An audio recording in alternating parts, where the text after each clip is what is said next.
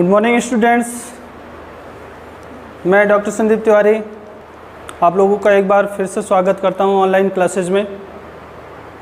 Students, आज की class में हम एक प्ले और एक ड्रामा डिस्कस करने जा रहे हैं, that is the silver box.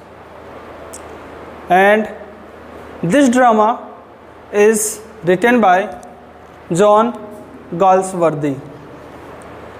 तो बच्चों, आज हम इस प्ले के बारे में डिस्कस कर रहे हैं। जैसा कि आप स्क्रीन पे देख भी रहे हैं कि ये एक सिल्वर बॉक्स की स्टोरी है, जैसा कि आपको बैकग्राउंड में सिल्वर बॉक्स दिखाया भी गया है।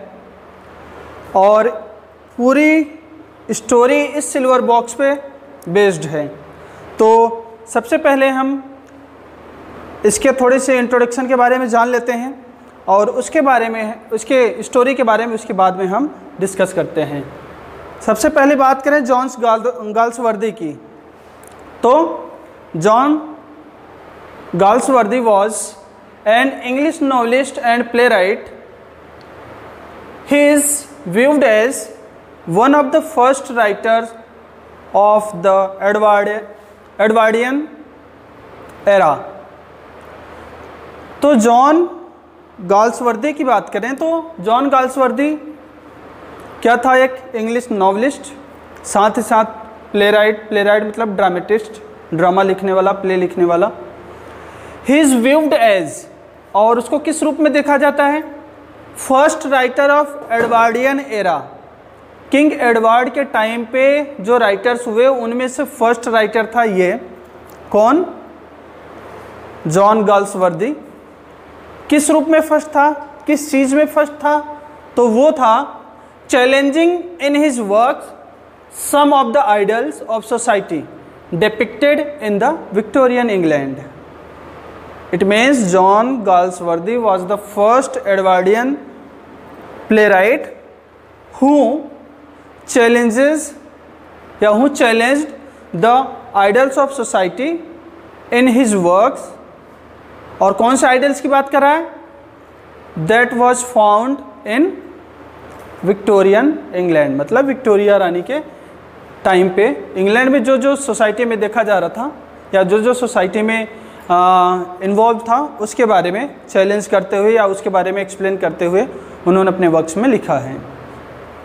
He won the Nobel prize for literature in 1932। 1932 में उनको नोबेल प्राइज़ मिला। किसके लिए? लिटरेचर के लिए। और his plays along with the other writers of the time such as G.B. Shaw addressed the class system and the social issue। John Galsworthy के pledge को देख लिया जाए और साथ ही साथ इनके साथ के जो इनके कंटेम्प्रेरी राइटर्स थे जैसे कि G.B. Shaw, इनके वर्क्स में अगर हम देखेंगे तो हम पाएंगे कि इन्होंने सोसाइटी में जो सोशल सिस्टम था, क्लास सिस्टम था, सोशल इश्यूज थे, उन पे वर्क्स लिखा है इन लोगों ने। बात करें अपने इस प्ले की, सिल्वर बॉक्स की, तो the silver box is a 3 act play. Silver box में कितने एक्ट हैं? ओनली 3 एक्ट्स हैं। और it is a social tragedy. बच्चों, जब मैं आपको लिटरेरी टर्म पढ़ा रहा था तो मैंने वहाँ आपको एक बताया था प्रॉब्लम प्ले। अभी आगे वो स्क्रीन भी आएगी प्रॉब्लम प्ले की। तो प्रॉब्लम प्ले के बारे में मैंने बताया था और उसमें जब मैंने आपको बताया था तो ये कहा था मैंने कि कोई ऐसा प्ले या कोई ऐसा वर्क जो किसी सोशल इश्यूज, किसी सोशल प्रॉब्लम से रिलेटेड हो, उसको कहते हैं प्रॉब्लम प्ले। तो हम बात करें इसकी, तो इसमें भी एक सोशल प्रॉब्लम को डिस्कस किया गया है, इसलिए सोशल ट्रेजेडी कहलाती है। और it was written by Galsworthy in 1906। ये लिखी कब गई थी? 1906 में। और इसको फर्स्ट टाइम थिएटर में पब्लिश किया गया था। कब? 1906 में ही 20 सितंबर 20 सितंबर को 1906 में ही इसको थिएटर में पब्लिश किया गया और वो थिएटर कौन सा था? Royal court theatre. थिएटर का क्या नाम था? Royal court theatre. और ये कहाँ है? ये लंदन में है।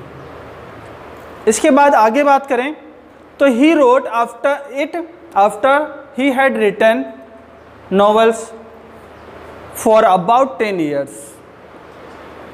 उसने इस प्ले को लिख लिया, इस ड्रामा को लिख लेने के बाद लगभग 10 साल बाद बाकी जो ड्रामास थे उनको लिखा। The play was a great success. और ये जो इसका प्ले था जब थिएटर में पब्लिश हुआ तो इसको बहुत ज़्यादा सक्सेस मिली, लोगों के द्वारा बहुत इसकी प्रशंसा की गई और इसी से ये वो होकर मोटिवेट होकर के बहुत सारे और प्लेज लिखता है। Its praise inspired him to write a number of other plays. तो अभी मैंने बताया कि इस प्ले की सक्सेस से वो इतना इंस्पायर्ड हुआ कि इसी टाइप के या इसी काइंड्स के जो अदर वर्क्स हुए उनके बारे में उसने लिखना स्टार्ट किया। It also established his reputation as a dramatist. मतलब इसी प्ले ने, कौन सी प्ले ने? द सिल्वर बॉक्स ने ही उसको एज अ ड्रामेटिस्ट या एज अ प्ले राइट के रूप में फेमस बनाया। बात करें आगे, the play also presents Galsworthy as a reformer. Reformer बच्चों जो हमारे समाज में सुधार का काम करते हैं, जिसको हम समाज सुधारक का काम कहते हैं और जो हमारे समाज में व्याप्त बुराइयों को दूर करने का काम करते हैं। जैसे राजा राम मोहन राय की बात करें तो he was also a reformer. तो जॉन गाल्सवर्दी को हम एक रिफॉर्मर के रूप में भी जानते हैं।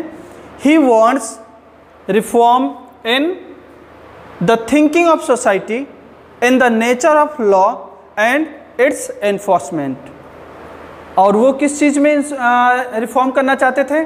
तो वो सोसाइटी की थिंकिंग में रिफॉर्म करना चाहते थे, लोगों की थिंकिंग चेंज करना चाह रहे थे।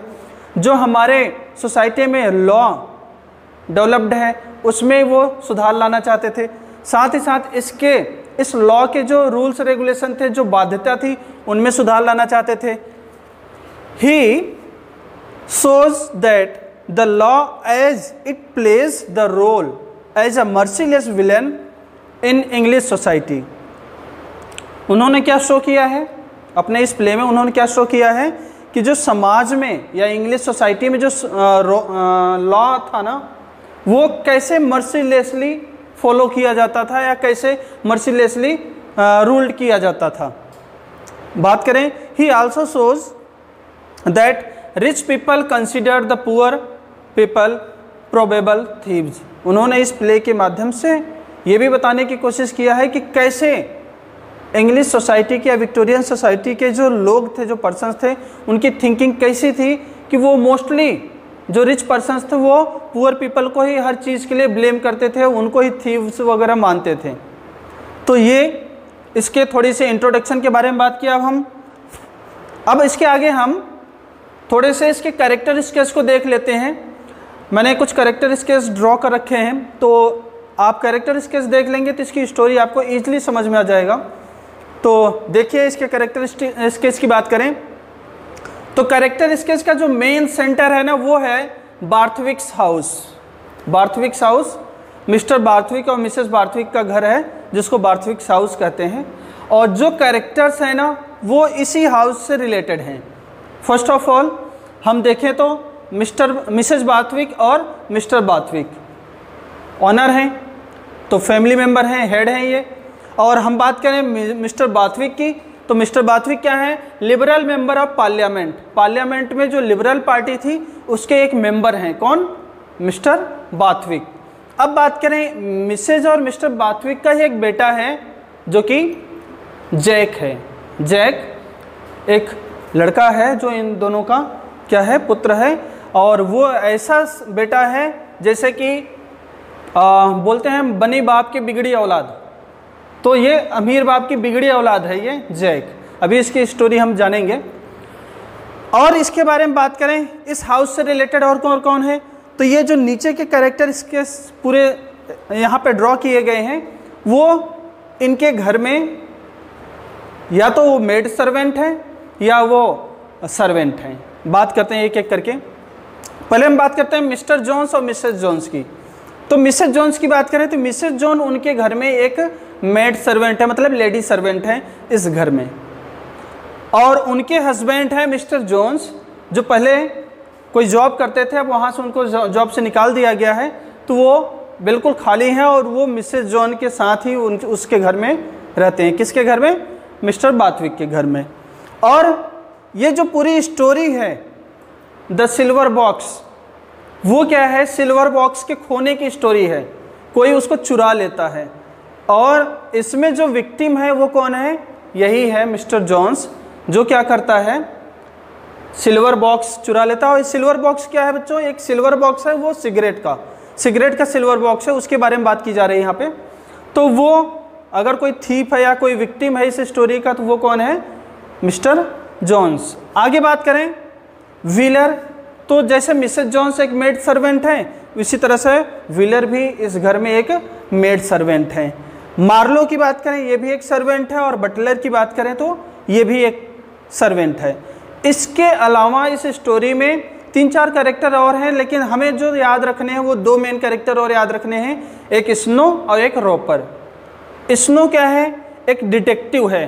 डिटेक्टिव आप जानते हो, जासूस।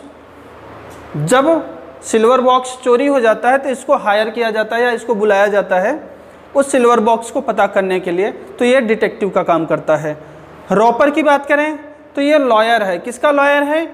मिस्टर बार्थविक का है। जब केस अदालत में जाती है और जैक की तरफ से कोई वकील की ज़रूरत पड़ती है, तो वहाँ पे वो रोल कौन प्ले करता है? मिस्टर रॉपर। तो आपको समझ में आ गया कि पूरी स्टोरी किस से रिलेटेड है? बाथविक हाउस से रिलेटेड है, जिसमें मिस्टर बाथविक है और मिसेज बाथविक है। उनका एक बेटा है जैक, जो कि बहुत बिगड़ी संतान है। और मिस्टर बाथविक की बात करें कि लिबरल मेंबर ऑफ पार्लियामेंट हैं। और इस घर में और जो कैरेक्टर है मिसेस जॉन्स, मिस्टर जॉन्स और मिसेस जॉन्स, ये दोनों वाइफ और हस्बैंड हैं। व्हीलर की बात करें, एक मेड सर्वेंट है। मार्लो भी यहाँ एक सर्वेंट है और बटलर भी एक सर्वेंट है। इसके अलावा स्नो है जो यहाँ डिटेक्टिव का रोल प्ले करेगा। रोपर है जो लॉयर का रोल प्ले करेगा। इन सब के अलावा हमें एक कैरेक्टर के बारे में और फोकस कर लेना चाहिए, क्योंकि स्टोरी ही उस कैरेक्टर से स्टार्ट होती है। वो है एक अननोन लेडी। अननोन लेडी की बात करें, एक ऐसी लेडी है जिसके बारे में नाम गाम कुछ पता नहीं है, बस एक लेडी है, इसके बारे में बात कही गई है, जिससे जैक लास्ट नाइट में मिलता है, उसके साथ टाइम स्पेंड करता है, और साथ जब वो अपने घर में आता है तो उसका पर्स वगैरह साथ ले आता है नशे में।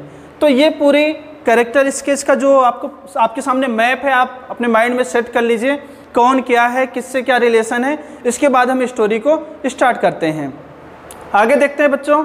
तो आगे थीम ऑफ द प्ले है, इसके बारे में हम बात करेंगे जब हमारी स्टोरी फिनिश हो जाएगी, तब आपको इसको अच्छे से समझ में आ जाएगा और आप इसको अच्छे से समझ सकोगे। और प्रॉब्लम प्ले है तो इसको भी हम बाद में ही डिस्कस करेंगे किस तरह से प्रॉब्लम प्ले है, क्योंकि पहले आप स्टोरी जान लीजिए तो आप इजीली समझ जाओगे कि कैसा प्ले है। अब बात करते हैं समरी। अब हम 3 एक्ट की बात कर रहे हैं कि हमारे इस ड्रामा में 3 एक्ट्स हैं, तो हम एक्ट वाइज इसकी समरी देखते हैं कि कौन से एक्ट में कौन से इंसिडेंट्स होते हैं। तो पहले बात करते हैं तो एक्ट फर्स्ट की बात करते हैं। एक्ट फर्स्ट में क्या दिखाया गया है कि ये कहाँ पे हैपेंड होता है, या एक्ट कहाँ पे प्लेस होता है, या कहाँ पे इसका एक्शन अपने सेटिंग स्टार्ट करता है। तो ये लंदन में है, लंदन का डाइनिंग रूम है, और किसका घर है? जॉन बाथविक। अभी बताया था मैंने कि बाथविक्स हाउस, और ये बाथविक्स हाउस कहाँ के रहने वाले हैं? ये लोग लंदन में रहने वाले हैं। टाइम क्या है? डाइनिंग रूम का सीन हो रहा है, और डाइनिंग रूम में सारी चीज़ें हो रही हैं जो अभी होने वाली हैं। अब बात करें मिस्टर बाथविक की, तो एक लिबरल मेंबर है पार्लियामेंट का, ये मैंने पहले ही बता दिया। जैक बाथविक जो उसका सन है, ये भी बता दिया। और वो लोग खाना खा रहे होते हैं, और खाना खाने के बाद मिस्टर बाथविक और मिसेस बाथविक अपने अपने बेडरूम में चले जाते हैं, और उसके बाद एंटर होता है कौन? इनका बिगड़ी हुई संतान जिसका नाम क्या है? जैक बाथविक। ये एंटर होता है घर में, और नशे के हालत में होता है, अच्छे से उसने पी रखी है, और वो गेट नहीं खोल पाता है नशे में। अब काफ़ी रात हो चुकी होती है, लगभग आधी रात की बात होती है, काफ़ी रात हो चुकी होती है। तो जब वो गेट नहीं खोल पाता है, तो उस समय जो मिसेस जॉन्स थी उनका जो हस्बैंड था मिस्टर जॉन्स, जिसके बारे में मैंने बताया था उसका जॉब अब इसमें चली गई है और वहाँ पे रह रहा है, जिसने चुराने का काम किया था, या जो विक्टिम है या जो विलेन है इस प्ले का, वो जग रहा होता है। उसने क्या काम किया कि इस जैक को घर में घुसने के लिए और गेट खोलने के लिए उसकी हेल्प करता है। कौन? जॉन्स। ठीक है, जॉन्स जो है, जो कि मेड सर्वेंट है, उसका हस्बैंड है, और उसने हेल्प किया उसको अनलॉक करने के लिए किसको? डोर को। और Jack gives drink to him, और जब वो उसको हेल्प करता है तो जैक खुश होकर के उसको ड्रिंक देता है कि ले तू भी पी ले, है ना। तो वो भी खुशी खुशी इसको पी लेता है, और इसके दौरान ही वो ड्रिंक ले रहा होता है, इसके दौरान ही जैक इतने नशे में होता है कि वो जो हॉल में सोफ़ा रखा रहता है उसी पे जाके वो गिर जाता है। और गिर जाने के बाद जॉन्स ने देखा कि जैक के हाथ में एक लेडी बैग है। उसने देखा कि एक लेडी बैग है, और जॉन्स उसमें से एक पर्स गिरता है, उस लेडी बैग में से एक पर्स गिरता है जो लेडीज़ का है ही है। तो Jones take a purse that has fallen from the handbag and a silver box, a cigarette box and leaves. तो अभी आपने क्या देखा कि जैक को घर में एंटर करने के लिए हेल्प किसने किया? जॉन्स ने किया। जॉन्स कौन है? तो मिसेज जॉन्स का हस्बैंड है जो नकारा है इस समय। और जब वो जैक को हेल्प करता है तो जैक उसको ड्रिंक देता है या उसको वाइन देता है कि तू भी पी ले। और उसके बाद जैक सोफे पे गिर जाता है, उसके हाथ में जो लेडीज़ बैग रहता है वो भी गिर जाता है, और उसके गिरने के साथ साथ उस लेडीज़ बैग में एक पर्स होता है, लेडी पर्स, वो भी बाहर निकल के आके गिर जाता है। और जब उसमें से बाहर वो गिरता है तो जॉन्स जो है उसकी नीयत हो जाती है ख़राब, और उसने उस लेडी पर्स को भी उठा लिया, और साथ ही साथ देखा उसने टेबल पे एक सिल्वर सिगरेट बॉक्स रखा है, उसने उसको भी उठा लिया और उठाकर उस घर से रवाना हो गया, लीव्स, घर छोड़ के चला गया। अब आगे बात करते हैं। जब नेक्स्ट मॉर्निंग होती है तो जैक अभी भी सोफे पे पड़ा है उल्टा ही, जबकि मिसेज जॉन्स जिसका हस्बैंड चोर है वो क्या कर रही होती है? सफाई का काम कर रही होती है। और सफाई के दौरान ही वो व्हीलर, जो अभी मैंने बताया था मेड सर्वेंट और है, उससे, और साथ ही साथ मार्लो एक दूसरा जो सर्वेंट है, उससे अपने हस्बैंड के बारे में बात कर रही होती है कि उसके हस्बैंड की जॉब चली गई है, वो इरिटेट रहता है, हमेशा ही लड़ता झगड़ता रहता है, ऐसे सारी बातें कर रही होती है। ठीक इसी समय मार्लो नोटिस करता है कि उस हॉल में जो टेबल पे सिगरेट बॉक्स रखा है वो वहाँ से मिसिंग है, वो वहाँ पे नहीं दिखाई दे रहा है।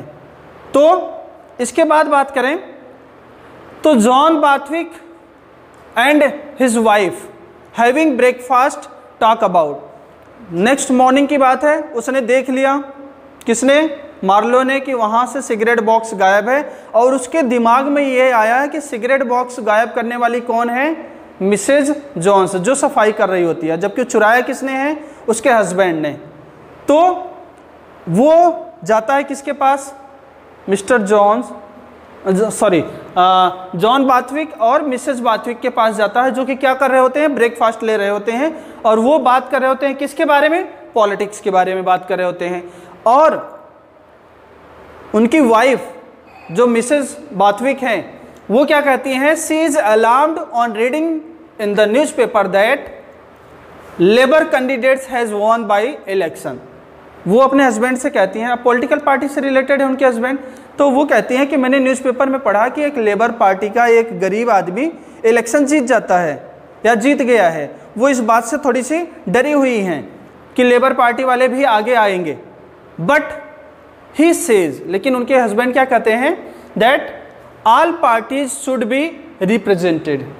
वो कहते हैं उनके हस्बैंड, वो अच्छे पॉलिटिशियन की क्वालिटी रखने वाले होते हैं, और वो अपने वाइफ को क्या कहते हैं कि लेबर हो चाहे रिच हो, हर एक पार्टी को अपने आप को रिप्रेजेंट करने का मौका देना चाहिए, हर एक पार्टी को आगे आना चाहिए, ऐसा वो अपनी वाइफ को समझाते हैं।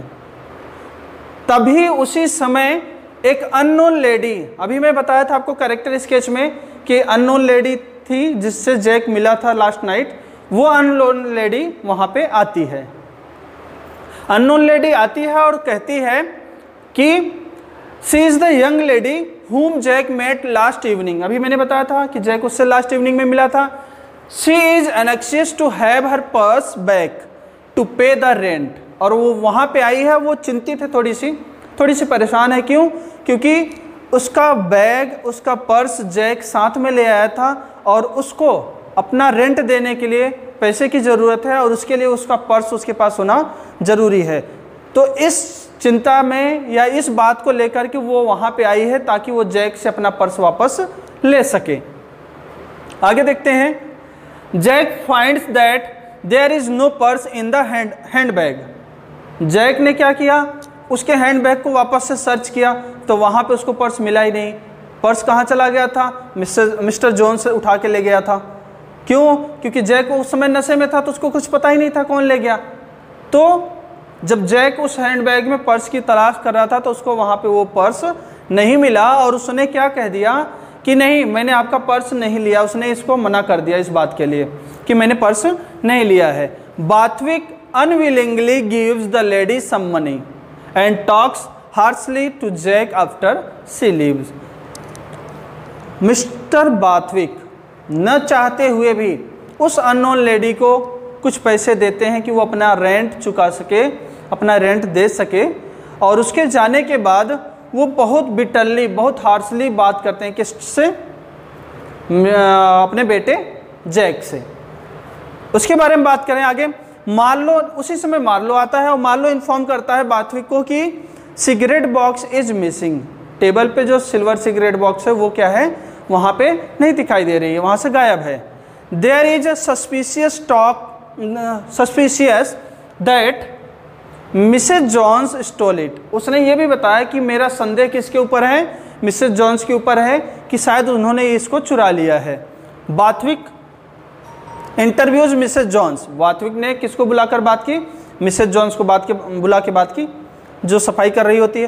And learns of her trouble domestic situation.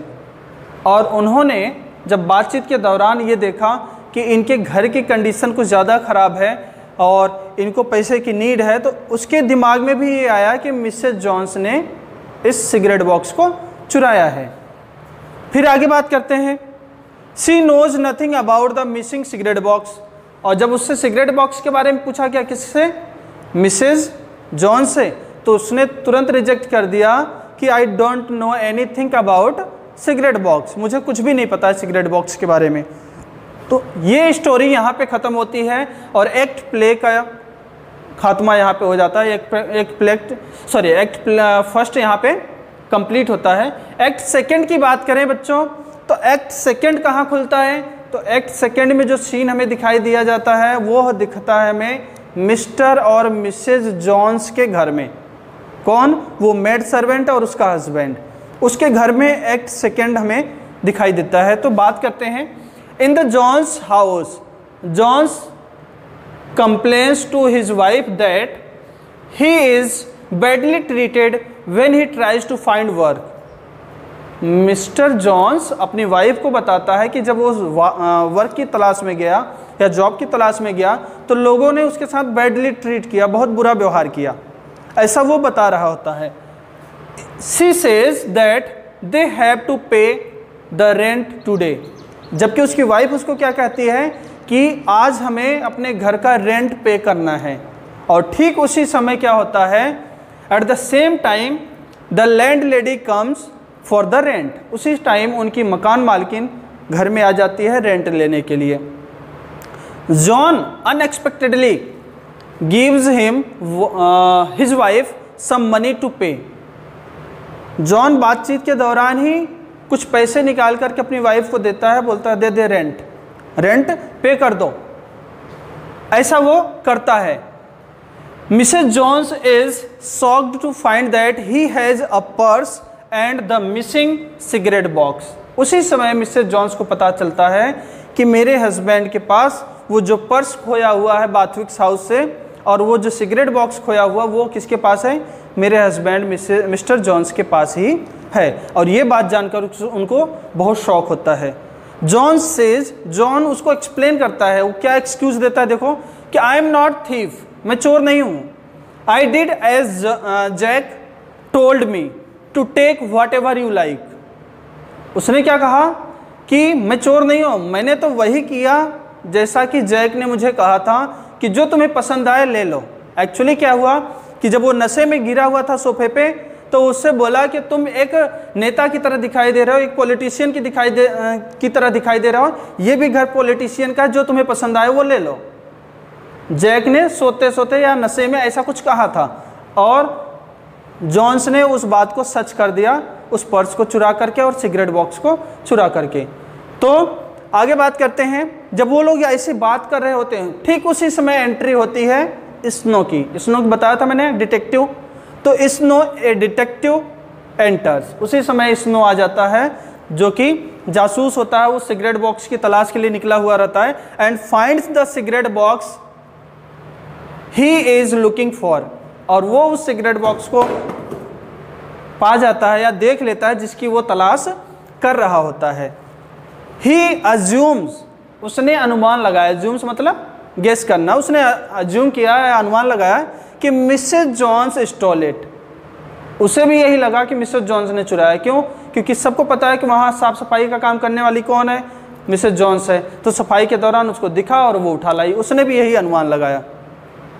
फिर एंड अरेस्ट हर, और उसको गिरफ्तार कर लेता है। किसको? मिसेस जॉन्स को। तब क्या होता है, जो मिस्टर जॉन्स होता है ना, उसका हस्बैंड, वो क्या करता है, saying he took the box himself. तब उसके हस्बैंड ने यहाँ तो थोड़ा अच्छा काम किया उसने, कि जब देखा वाइफ गिरफ्तार हो रही तो कहता है कि इसकी गलती नहीं है, इस बॉक्स को तो मैंने उठाया है, मैंने लिया है। और वो उसने किस पर अटैक कर दिया? स्नो के ऊपर, उस डिटेक्टिव के ऊपर अटैक कर दिया कि इसको छोड़, और उससे लड़ने लग गया। इसी समय एक पुलिस वाला है, उससे भी लड़ने लग गया। बाकी और ज़्यादा पुलिस वाले आ गए तो उसको गिरफ्तार करके ले जाते हैं। किसको? मिस्टर जॉन्स को। तो यहाँ मिस्टर जॉन्स गिरफ्तार हो जाता है। अब बात करते हैं आगे। अब वापस से जो सीन जाता है वो कहाँ पहुँच जाता है? बाथविक्स हाउस में पहुँचते हैं सीन। इतना सीन कहाँ था अभी तक? मिस्टर और मिसेस जॉन्स के घर में था। अब इसके आगे जो सीन देख रहे हैं हम, वो कहाँ पहुँचते हैं? बाथविक्स हाउस के घर में। स्नो को सफलता मिल गई है, वो सक्सेस मिल गया उसको, तो अब वो जाकर के उनको इन्फॉर्म करेगा। तो in the Barthwicks house dining room that evening mister and missus Barthwick and Jack are having desserts. तो इवनिंग टाइम में जो हल्का फुल्का ब्रेकफास्ट लेते हैं वो ले रहे होते हैं कौन? मिस्टर और मिसेस बाथविक, साथ में उनका बेटा Jack.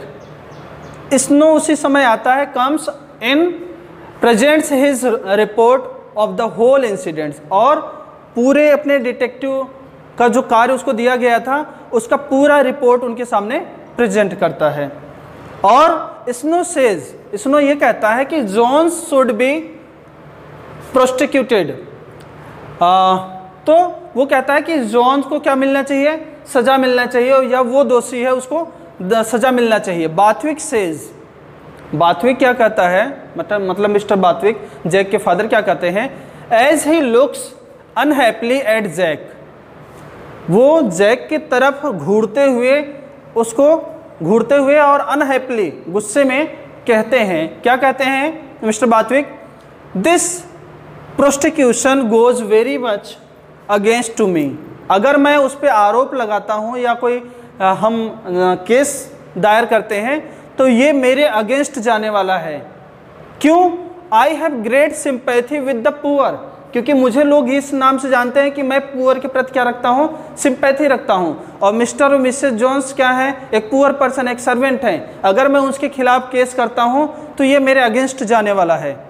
In my position I am bound to recognise the anguish there is amongst them. बोलता है कि मैं तो एक लिबरल पार्टी का हूँ और लोग मुझे इस नाम से जानते हैं कि मैं पुअर पर्सन में सिंपैथी रखता हूँ। और मेरा जो काम है ना, इसमें मेरा जो पॉलिटिकल पार्टी में जो मेरा काम है वो ये है कि मैं ये तलाश कर सकूँ कि प्रॉब्लम, एंग्विश मतलब पीड़ा, दर्द, सफरिंग, कि इन लोगों में, किन लोगों में? पुअर पीपल में सफरिंग क्या है, उनके दर्द क्या है, उनकी परेशानियां क्या है, उसके बारे में जान सकूं। और मैं ही केस कर दूं तो ये मेरे अगेंस्ट हो जाएगा। रोपर, रोपर कौन है? Barthwicks lawyer. अभी मैंने स्टार्टिंग में बताया था, wants to know how to present the case in the police court. Roper उनसे बात करता है मिस्टर बाथविक से, तो आप बताइए कि हम केस को कैसे प्रेजेंट करें या कैसे लेके जाएं कोर्ट में। Missus Barthwick believes that Jack's involvement is an invention of John's. Missus Barthwick, जो जैक उनका बहुत लाडला प्यारा बेटा था, वो अभी भी अपने बेटे में कमी नहीं ढूंढती हैं। वो बोलती हैं कि मेरा बेटा तो निर्दोष है, सारा जो ये इन्वेंशन या सारा जो दोष लगाया गया है उसके ऊपर, वो किसके द्वारा है? जोन्स के द्वारा है। सब कुछ काम किसका है? जोन्स का। मेरा बेटा तो निर्दोष है। Jack is unwilling to appear in court, और जैक भी क्या है? अनविलिंग मतलब रेडी नहीं है कि वो कोर्ट में अपीयर हो, पुलिस के सामने अपीयर हो। जैक भी ऐसा नहीं चाहता।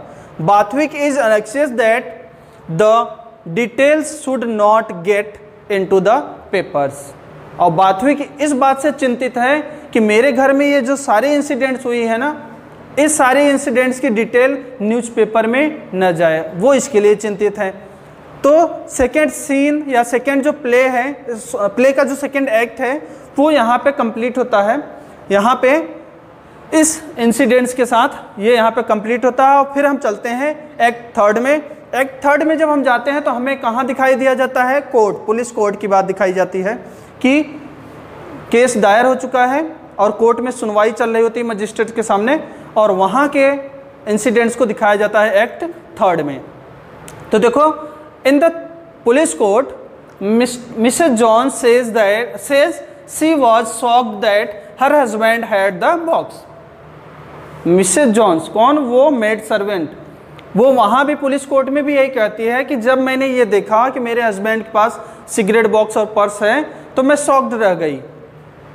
John says he help Jack to unlock the door and that Jack said to him, you look like one of these are socialist, take whatever you like. अभी मैंने आपको शुरू में बताया था कि जब उसने जैक की हेल्प की थी, किसके लिए?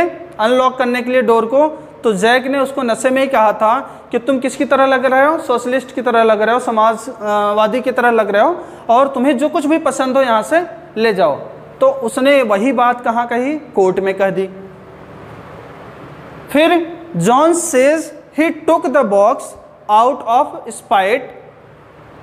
John says he took the box out of spite, मतलब मैं किसी, स्पाइट मतलब होता है दुर्भावना, बोलता है मैं किसी दुर्भावना से इसको नहीं उठाया था, मैं दुर्भावना से परे जाकर, आउट ऑफ स्पाइट मतलब दुर्भावना से परे, मतलब चोरी के मकसद से नहीं उठाया था, मुझे तो कहा गया था इसलिए मैंने उठाया।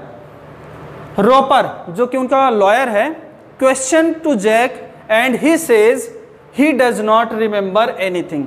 जब इन सब चीज़ों के बारे में, जैसा कि जॉन्स ने कहा कि उसने जैक ने ऐसा कहा था तब मैंने ऐसा किया, इन सारी बातों को लेकर के जो रॉपर जो लॉयर है वो जो जैक से क्वेश्चन करता है, उनसे जब क्वेश्चन पुटअप करता है कि आपकी राय क्या है इसके बारे में, तो जैक क्या कहता है कि मैं तो नशे में था, मुझे तो कुछ पता ही नहीं है, शायद मैंने ऐसा कुछ नहीं कहा है।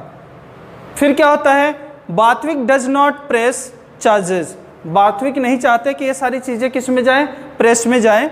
And Mrs Jones is discharged. और तभी क्या होता है कि मिसेस जॉन्स, जिसके बारे में लोग सबसे पहले शक किए थे कि इसने चुराया होगा, उसको तो डिस्चार्ज कर दिया जाता, छोड़ दिया जाता है। John who has pleaded guilty of stealing the box and assaulting the police is told that being drunk is no excuse and is given 1 month in prison. Mrs Jones को छोड़ दिया गया और मिस्टर जॉन्स को चोरी के आरोप में, पुलिस के ऊपर असॉल्टिंग मतलब अटैकिंग के रूप में या अटैकिंग के आरोप में उसको क्या माना जाता है? दोषी माना जाता है। जब उसने ये एक्सक्यूज़ दिया कि मैं भी ड्रंक, नशे में था, तो वो बोलते हैं कि ड्रंक करने का कोई एक्सक्यूज नहीं दे सकते, नशे का आप कोई एक्सक्यूज नहीं दे सकते, आप दोषी हो, आपको सज़ा मिलेगी, और उसको सज़ा दी जाती है 1 महीने की प्रिजन, 1 महीने के लिए जेल खाने में डाल दिया जाता है। As he leaves he shouts, जैसे उसको ले जा रहे थे कोर्ट से जेल खाने के लिए, वो बिटरली, बहुत कड़वाहट के साथ, बहुत तेज़ी से चिल्लाया, किसके ऊपर? जैक के ऊपर। क्या कहा उसने? Who took the purse while drunk but has not punished. बोलता है कि उसने भी ड्रंक, नशे में पर्स उठाया, पर्स घर में लेकर के आया, लेकिन उसको पनिशमेंट नहीं दिया गया, और मैं नशे में कुछ किया तो मुझे पनिशमेंट दिया गया। ऐसा चिल्लाते हुए वो वहाँ से चला जाता है। अब बच्चों अपनी स्टोरी यहाँ पे आके कंप्लीट हो जाती है। अब मैंने आपको 2-3 बातें कही थी कि पहले हम इसके थीम के बारे में बात करेंगे और फिर इसको प्रॉब्लम प्ले के बारे में बात करेंगे। तो चलिए हम उस पेज पे वापस चलते हैं। तो बात करते हैं theme of the play. Play में थीम क्या रही है। तो आपने पूरी स्टोरी पढ़ने के बाद आपके माइंड में एक चीज़ आया होगा, जैसा कि लास्ट सेंटेंस था किसका, मिस्टर जॉन्स का, कि नशे की हालत में मैंने भी एक ही गुनाह किया, और नशे की हालत में वही गुनाह, वही फॉल्ट किसका है, मिस्टर जैक का भी है, लेकिन सज़ा किसको मिली, मुझ पुअर को, गरीब को सज़ा मिल गई और अमीर बच गया। तो यही इस प्ले की थीम है, जैसा कि हमारी सोसाइटी में भी पाया जाता है। बच्चों अगर आप पिछले कुछ सालों में जा कर के देखेंगे तो एक बड़ा आदमी, एक एक्टर ऐसा जो नशे की हालत में फुटपाथ पे लोगों को कुचल करके निकल जाता है और पैसे के दम पर उसको जमानत मिल जाती है और वो बाहर घूमता रहता है धड़ल्ले से, और वहीं गरीब बेचारा एक कोई थोड़ा सा भी पनिशमेंट, थोड़ी सी भी कोई फॉल्ट कर देता है, उसकी थोड़ी सी भी मिस्टेक होती है तो उसको उठा के जेल खाने में डाल दिया जाता है या उसको पनिशमेंट दे दिया जाता है। तो ये प्रॉब्लम जो है विक्टोरियन सोसाइटी की नहीं है, हमारे इंडियन सोसाइटी में भी है। हमारे इंडियन सोसाइटी में जो लॉ है ना, हम जस्टिस कहते हैं, लेकिन ये अनजस्ट है। अनजस्ट कहने का मतलब ये सबके लिए समान नहीं है। अमीर आदमी पैसे के दम पे, अपने लॉयर के दम पे यहाँ पे जस्टिस खरीद लेता है, न्याय को खरीद लिया जाता है, जबकि गरीब आदमी बेचारा बिना पैसे के और बिना वकील के सजा पाता है। यही चीज़ इस प्ले में दिखाया गया है और यही चीज़ आप अपनी सोसाइटी में भी देख सकते हैं। तो चलिए इसके थीम के बारे में देखते हैं क्या है। The theme of the play is the idea that there is one law for rich and the another for the poor. इस थीम में या इस प्ले में जो थीम दिखाया गया है वो एक आइडिया के ऊपर है, एक आइडिया के ऊपर बेस्ड है। वो आइडिया क्या है कि हम कहते हैं कि समाज में एक ही लॉ है, चाहे वो रिच हो चाहे वो पुअर हो, एक ही लॉ, सबके लिए कानून समान है, लेकिन ऐसा नहीं है। In other words the play shows that if A rich man and a poor man commit one and the same offence, offence मतलब मिस्टेक या अपराध, क्राइम कह सकते हो, the rich man can escape the punishment while the poor man shell be punished by the law.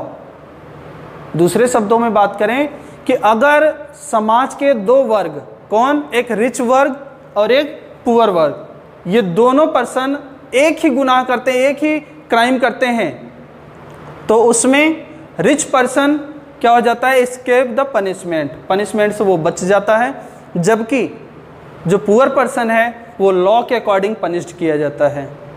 यही इस पूरे play का क्या है, थीम है। Such is the power of wealth and money in our modern society. Modern society की बात कर रहा है, उसमें इंडियन सोसाइटी भी आ रही है। देखो कि such is the power of wealth and money in our modern society. और ये सारी चीज़ें क्यों हो रही हैं, क्योंकि वेल्थ और मनी के पावर से। ऐसी चीज़ें हमारे मॉडर्न सोसाइटी में वेल्थ और मनी के वजह से पाई जाती हैं। आगे बात करें, in brief the play displays that a thief who is rich can pass as innocent, but a thief who is poor shall be punished in society as well as in a court of law. क्या बताया गया इसमें कि एक अमीर आदमी जो चोर है वो कैसा साबित हो जाता है, इनोसेंट, पास एज इनोसेंट, उसको इनोसेंट मान करके पास कर दिया जाता है, छोड़ दिया जाता है। जबकि एक गरीब आदमी जो थीफ है उसको सोसाइटी में ही नहीं, लॉ में भी उसको पनिश किया जाता है, रूल्स के अकॉर्डिंग या जो कोर्ट है उसके अकॉर्डिंग भी उसको पनिशमेंट दिया जाता है। तो आपने ये देख लिया कि इसमें थीम क्या दिखाई गई है। अब हम अगर नहीं जाएं अगले नेक्स्ट पेज पे जो हमारा टाइटल है द प्रॉब्लम प्ले, तो आप यहीं से समझ गए होंगे ईजिली कि ये प्रॉब्लम प्ले है या नहीं है, क्योंकि आपको सीधे सीधे सारी स्टोरी क्लियर हो गई है कि इसमें प्रॉब्लम कहाँ है, सोसाइटी में ये प्रॉब्लम है या नहीं है। तो फिर भी हम देख लेते हैं एक बार कि ये प्ले एक प्रॉब्लम प्ले है। जिसमें आप लोग को बताया गया है कि display clearly so that the machinery of the law, जो लॉ की मशीन है या जो नियम कानून की मशीन है, मूव्स मर्सीलेसली, निर्दयता के साथ ही चलती रहती है। कौन?